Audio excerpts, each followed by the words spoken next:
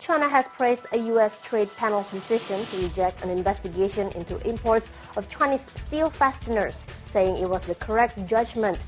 China's commendation contrasted with the flare-up in the trade tension last week when the United States imposed new anti-dumping duties on steel pipes and China launched its own investigation into imports of U.S.-made automobiles.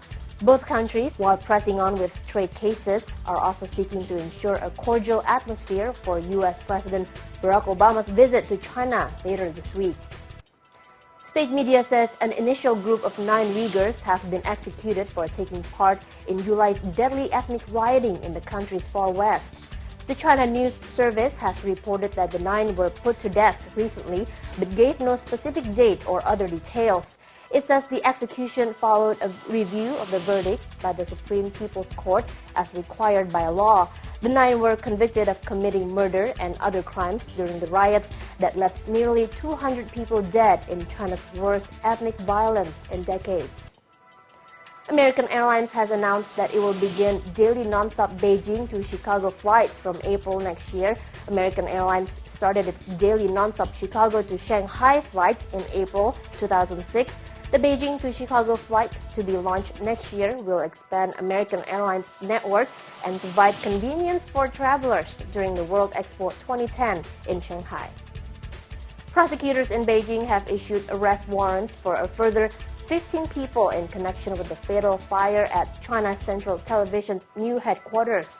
A huge blaze ripped through a building adjoining the iconic CCTV tower earlier this year, killing 1 person following an illegal fireworks display.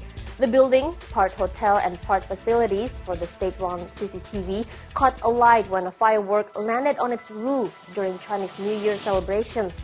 The Beijing Times reports that most recent arrests were of employees of a company decorating the building's outside wall. 5 people have been confirmed killed 2 days after their van fell into a river in the southwestern province of Guizhou. 5 people, including 3 men and 1 woman and a boy, were in the van when it crashed into the 10-meter deep Lianjiang River in Huishui County. Police are investigating the cause of the accident.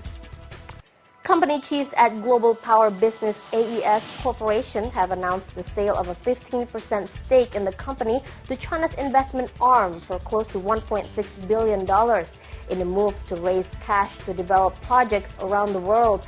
AES also said its third-quarter profit jumped 28% year-over-year as improved performance by its generation businesses in Chile and the Philippines and its Brazilian utilities offset weak demand and prices in North America.